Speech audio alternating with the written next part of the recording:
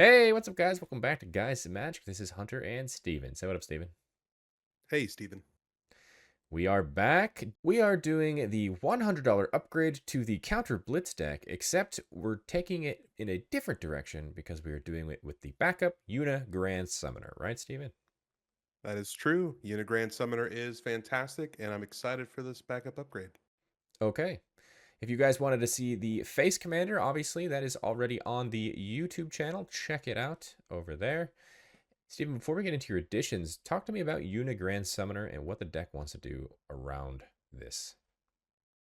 Yeah, so Yuna Grand Summoner. This is a green, a white, and a blue. It's a 1/5. Great stats already. I love it. It's a legendary creature, human cleric, and it says Grand Summon. You can tap it, add 1 mana of any color. When you next cast a creature spell this turn, that creature enters with 2 additional +1/+1 counters on it. And then it also says whenever another permanent you control is put into a graveyard from the battlefield, if it had 1 or more counters on it, you may put that number of +1/+1 counters on a target creature. So we got a dork. It's got a big booty, and I love it. So again, with Titus at the helm of the deck, it cares about the +1/+1 counters. This just kind of like takes it to another level by putting those counters on it. It doesn't have the proliferate like Titus does, but still very fun. I'm here for this. This is a mana dork that adds 2 counters and also acts as like pseudo Ozolith effect. That's fantastic. Yeah, it's pretty amazing. I do love it. I did kind of go a little bit of a combo route with this deck, and once we get into it, you'll kind of see the direction it's going. Well, I'm excited to see these additions. But before we get into the additions, Steven, let's hear a word from our sponsor. Today's video is sponsored by Evoke the Art and their new Gradient Craft token series. This token set features 50 high quality tokens in some stunning gradient art style, featuring some original art, free of any AI generated designs, ensuring authentic and unique visuals, designed for players who appreciate both function and aesthetics. These will bring a vibrant and distinct look to your battlefield. Head over to zaxxmasstudios.etsy.com for more information on picking up these and more tokens. The link will be in the description. We got a special gift for all of our Guys That Magic fans. Use the code WhatsUpNerds at checkout to get 10% off your order and get this awesome Guys That Magic treasure token. Huge thanks to all of our friends over at Evoke the Art. Now let's get back to the video. All right, Steven, let's go ahead and talk about these additions. As a reminder for the people at home, though, all the prices you see on screen are for the current price at the time of recording this video. And as we are recording this video, it's still even before the pre-release. So, what are these creatures you're throwing into the deck?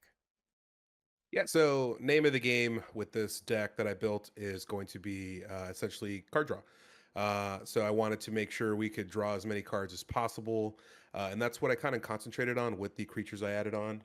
One card that will just help us ramp.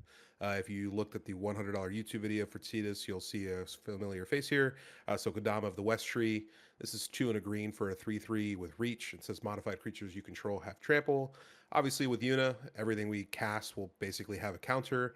And the way this deck runs, it's going to have a bunch of counters on them pretty much all the time.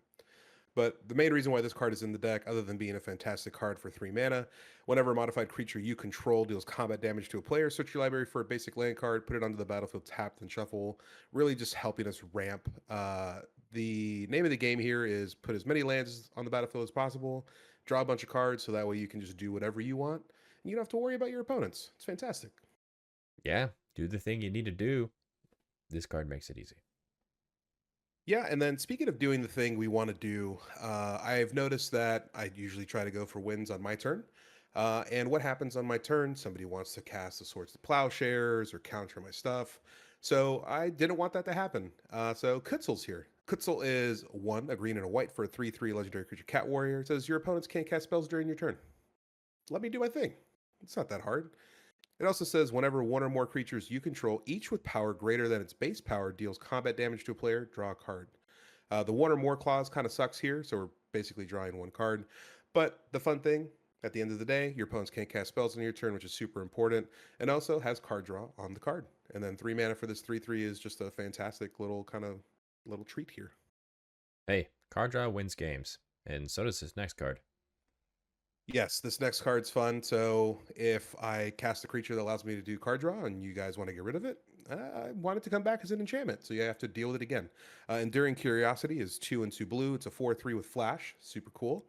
And then whenever a creature you control deals combat damage to a player, draw a card. And then when it dies, if it was a creature, return it to the battlefield under its owner's control as an enchantment. So just you're gonna have to deal with this twice, or just try and exile it the first time. But I'm still getting that card out of your hand. I'm here for it. I love Enduring Curiosity. The cat that doesn't die does have an extra life after all. Yeah, it is fantastic too because I do normally hate holding up mana and not do anything on my turn. But holding up 4 mana and 2 of it being blue is very scary when you just kind of pass.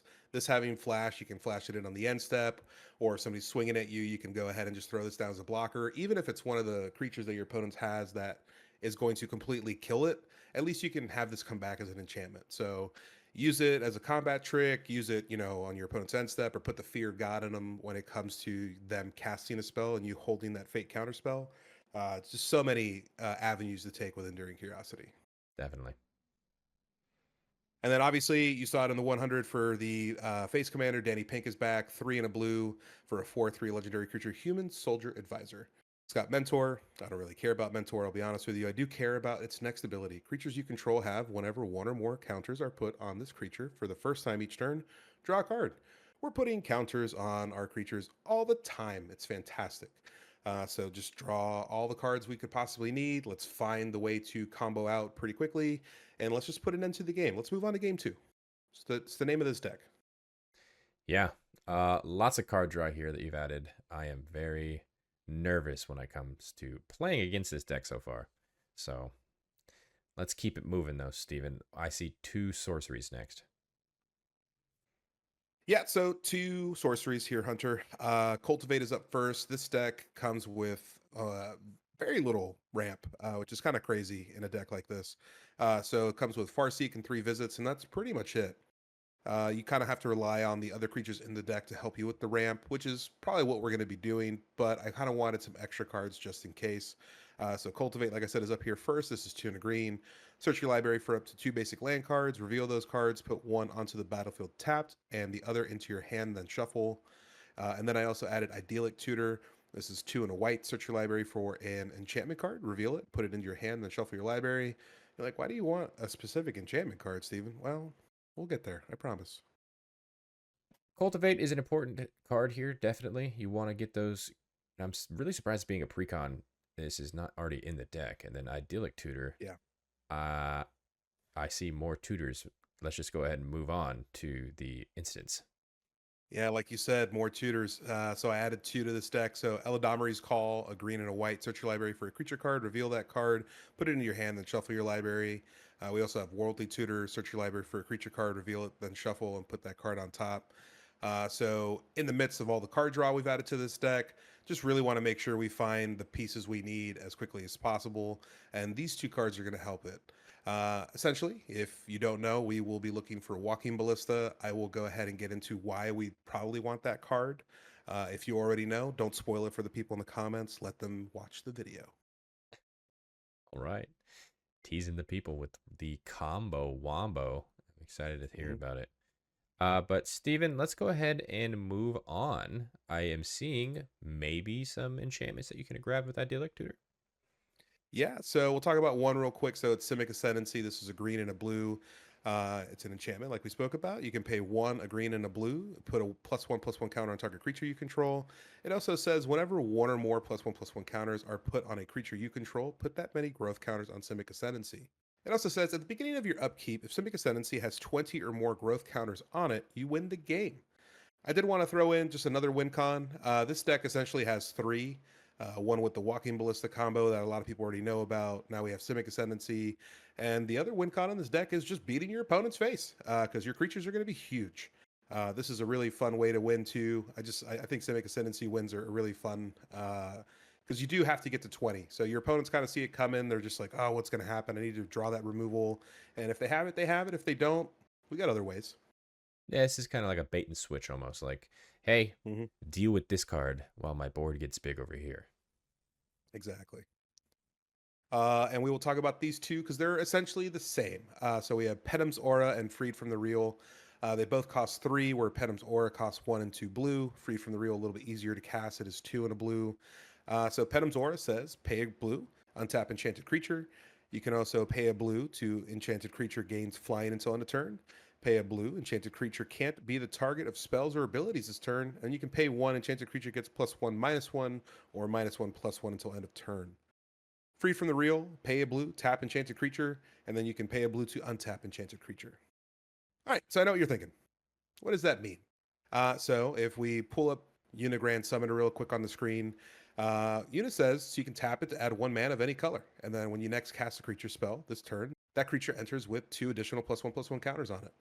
So the fun thing is you can tap Yuna to make the mana to do the thing with Penims or Free from the Real, and you can use that mana to use that ability. It doesn't say it has to be used on creatures only or anything in particular. You can just use that mana for whatever you want, which is really fun. So essentially what we're going to be doing is we're going to be tapping Yuna to add a blue. We're going to untap it. We're going to tap it again to add a blue. We're going to untap it. And those triggers are stacking. And you can get to the point where if you have, I don't know, a walking ballista you tutored for, it'll come in with, we'll just say 1,000,000 counters. And we can just ping people down to 0. Pew pew pew pew pew pew pew. I can see that Pew pew. for sure. That is a thing that's in this deck now. Yeah. Yeah, so the deck comes stock with the combo already, which is pretty cool. This is just another way for us to get to that combo. Yuna, in my opinion, was kind of like a little bit more of the fun one to kind of do the combo with. That's why I didn't really count on the combo win with Tidus. But the fun thing too is, Simic Ascendancy kind of triggers off of Yuna as well. So if you don't have the Walking Ballista in hand and you just cast a creature that comes in with 1,000 counters, Simic Ascendancy is going to trigger, and you'll essentially win on your upkeep if nobody deals with it. Different ways to combo off. I like it. Not the biggest combo player in myself, but I know you. Yes, Steven, I am. You are a combo player. And if you are not a combo player at home, tutor for something that maybe works in the moment. Doesn't have to be the combo pieces, right? Yeah, I mean, you said it yourself. When we do these deck upgrades, obviously we play to how we like to play the game. And I haven't built a combo deck in quite a while. And if the deck comes with a combo stock, I can't ignore it. So here we are. And of course, when we rolled randomly for the decks, you got the deck with the combo already in it before the deck lists were even announced. So congratulations. Yes. Yeah, I was pretty pumped. I won't lie to you. But let's move on, Steven. We got some lands that you are throwing in here as well. Yeah, the land base in this deck was pretty rough. So I went ahead and just bumped it up a little bit here. So kind of like I said in the last video for the $100 face commander, the bond lands are so strong. They're probably the best lands to add to a commander precon deck. And to be honest with you, I know it's kind of a cop out to add these just because it does add the $100 value a little bit quicker.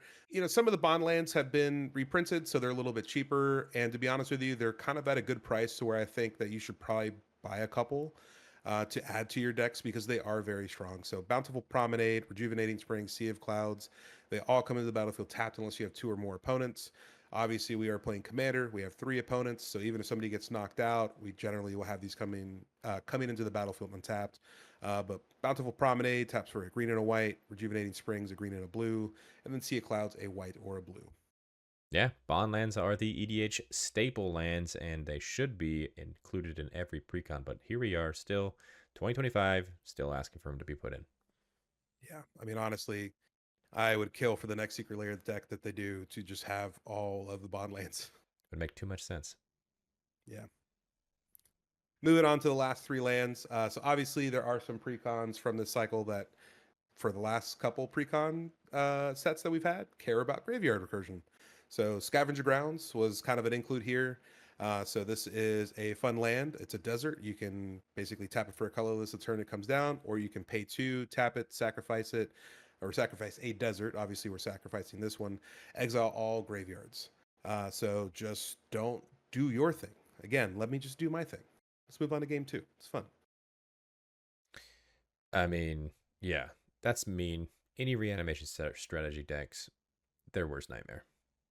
And then the last 2, I added 2 Verge lands. So Hushwood Verge and then Willow Rush Verge. Hushwood taps for a green, and then if you control a forest or a plains, it also tap for a white. Willow Rush Verge taps for a blue, and then if you control a forest or an island, it also taps for a green. In our color pie for this deck, it is primarily white and green, so I wanted to concentrate on that.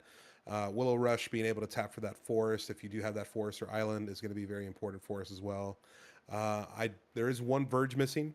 Obviously, we are set to a budget when it comes to these $100 Precon upgrades, so just stay tuned. You might see it in a 300. I don't know. Spoiler. Spoiler alert. Shocker. Just kidding. But Steven, is that it? Is that all of the additions for this upgrade? Those are all the additions. Okay, well, now it's time to get to the cutting. But it's sad because Final Fantasy is a very beloved franchise and you might be hurting some people's feelings cutting some out of these cards. But talk to me, Steven. What are we cutting starting with some creatures? Yeah, so with us kind of going straight into a combo win, I would kind of differed a little bit of opinion from the 100 face. So I tried to cut cards that just didn't make sense, and unfortunately, a lot of them were the Final Fantasy cards. So to each their own. But yeah, so we'll jump right into the creatures. I got rid of 5 of them. We'll talk about these 3 first. So Alter Ego again is getting cut. This is X2, a green and a blue. Can't be countered, and then it comes in as a copy of any creature on the battlefield. It's a fun ability, and obviously with Yuna, it could come in with an extra, +2 counters. So you might not even need to pay X into this. It'll still be a 2/2, which is fun, but it's still not great in my opinion. It's very mana intensive, and I rather just kind of continue to draw a bunch of cards and just go from there. But yeah, Lord His Call Guado is getting cut as well. This is 1 and a white. It's a 2/1. It's got flying. And at the beginning of each end step, if you put a counter on a creature this turn, investigate. Obviously, we're putting a bunch of counters on our stuff in this deck. I just don't really care for the clue tokens. I know I said card draw. We need card draw. We added a bunch of other cards. This one's not really going to help us out too much. And then Scholar of New Horizons is getting cut as well. This is 1 and a white. It's a 1/1. It enters the battlefield with a +1/+1 counter. It says whenever you want to remove a counter from a permanent you control, after tapping it, search your library for a plains card, reveal it. If an opponent controls more lands than you, you may put that card onto the battlefield tapped. If you don't put that card onto the battlefield, put it into your hand, then shuffle. I like Scholar of New Horizons. I think it's a fun card. This deck comes with 3 plains stock. I understand that you don't have to search for a basic plains, but to me, this is just a little bit slow. I also have to wait a full turn cycle to just do the thing. And then if I do the thing, it comes into the battlefield taps. I'm still kind of waiting. I want to win fast. So I don't want to win that slow. This just had to get the cut here. Yeah, it makes sense. Sometimes they just don't fit into your build, and I can see why they're being cut because I don't see them in your build anymore. Yeah, and then moving on to these other 2 cards that, like you said, don't really fit into my build and how I build the deck. Sin Unending Cataclysm. This is 5, a green and a blue for a 5/5. It's got flying and trample. Great stats, in air quotations here. And then as it enters, remove all counters from any number of artifacts, creatures, and enchantments. It enters with X +1/+1 counters on it, where X is twice the number of counters removed this way. And then whenever it dies, put its counters on target creature you control, then shuffle this card into its owner's library. This card's just super expensive. 7 mana is a little bit higher than I'd like to pay for most cards that I play in my decks. So with that being said, I just feel like I could spend 7 mana on maybe 3 cards instead of just 1. And again, even if we're not going for a combo win, I still don't really enjoy this card in this deck. If you're removing all the counters you worked so hard to put onto your creatures to have this on the battlefield, if you don't have haste, what are you really doing? You just have a huge creature that doesn't have hexproof or shroud and just gets destroyed. Yeah, this is a giant mana sink that you're really focusing on trying to make this work. And I don't think that your deck wants to make this work anymore. So easy cut in my opinion. Too much mana, and it's going to be cannibalizing a lot of your counters to enter. Yeah, I mean, it requires a lot of build around, and this is one of those cards that I would recommend you just build as its own separate commander if it's something that you're wanting to do that way. For sure. But moving on to another card that requires a different kind of deck build, Tireless Tracker. 2 and a green for a 3/2. It's got landfall, and then whenever a land you control enters, investigate. And then whenever you sacrifice a clue, put a +1/+1 counter on this creature. I understand why it's in the deck because it has the word +1/+1 counter on it. But I much rather just have Tireless Provisioner and make treasures.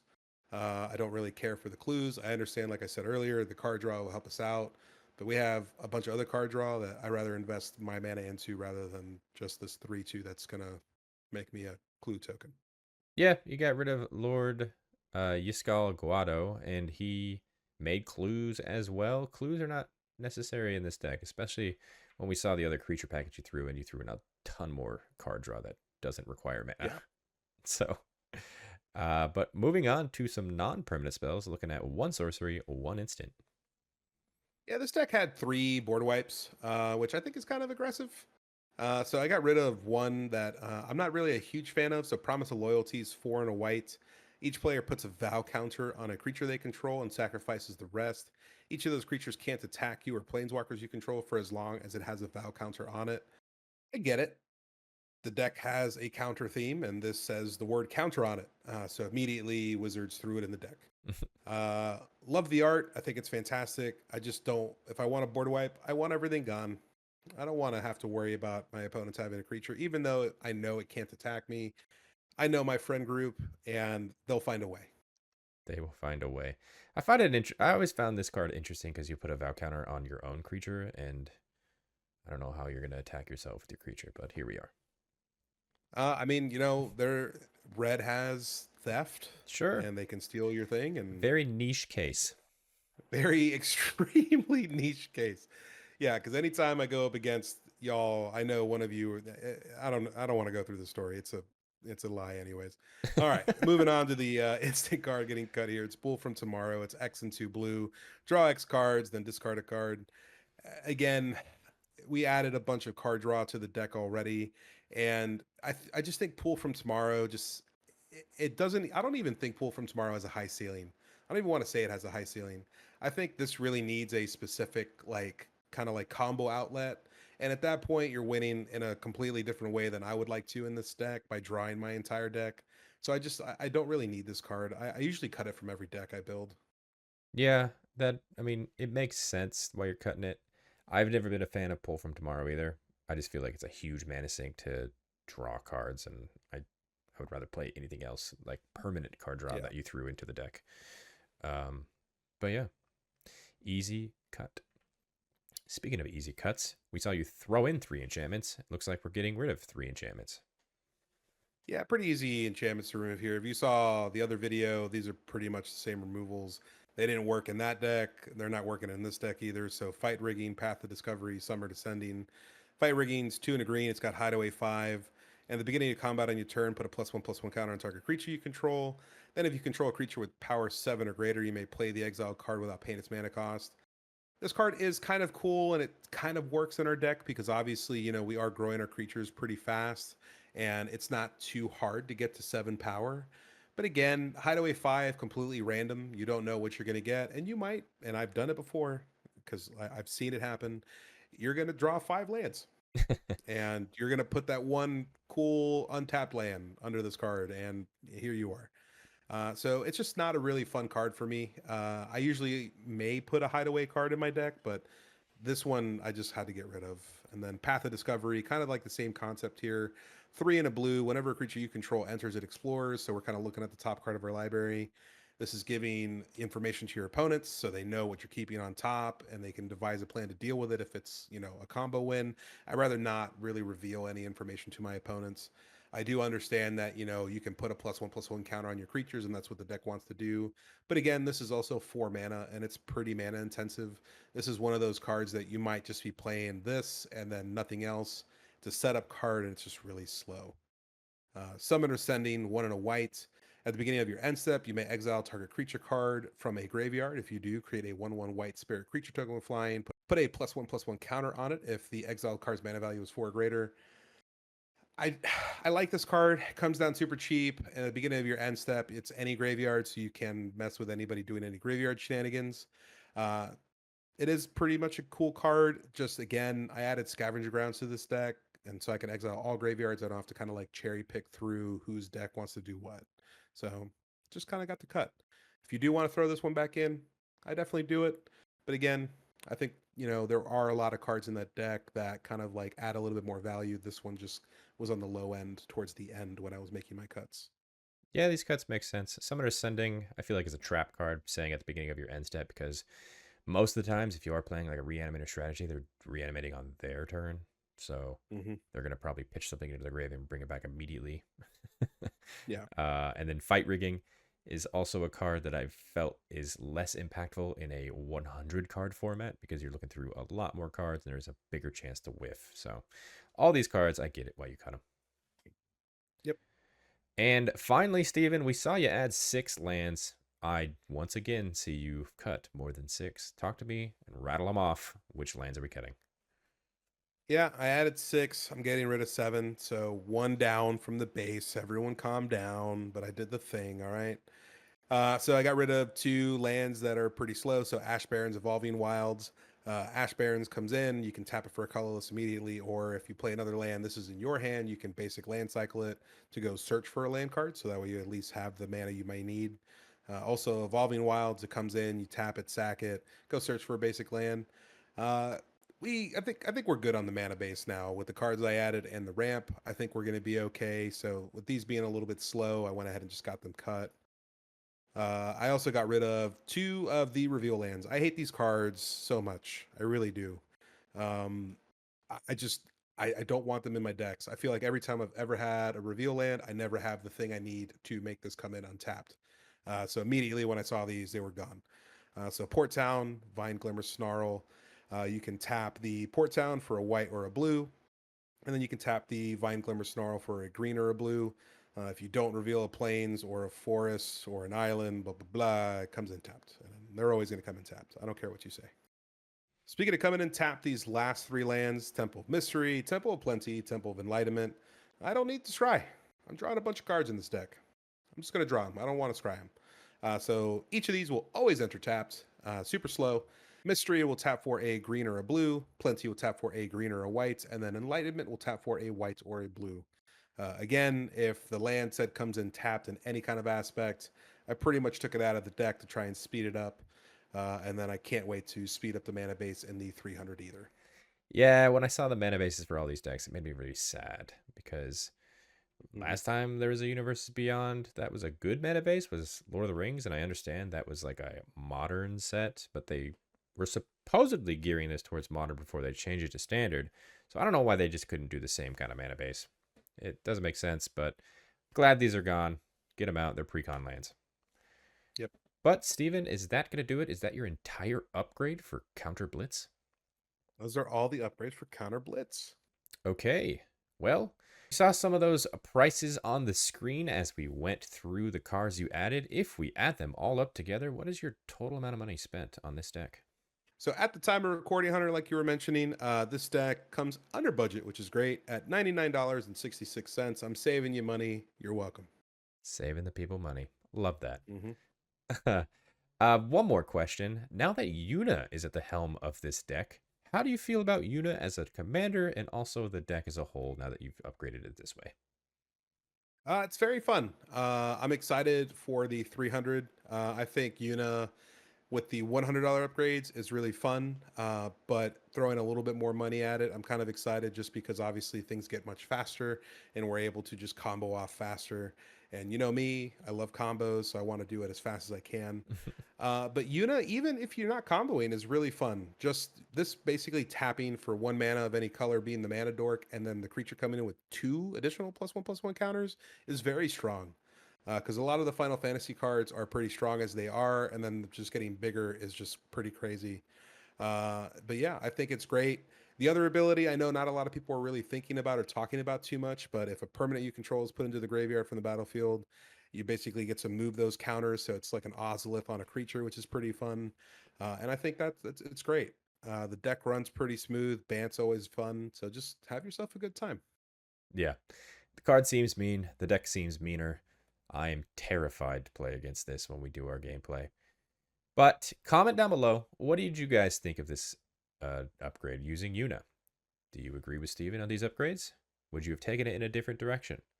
Always interested to hear your guys' opinions down there in the comment section. You make us better deck builders.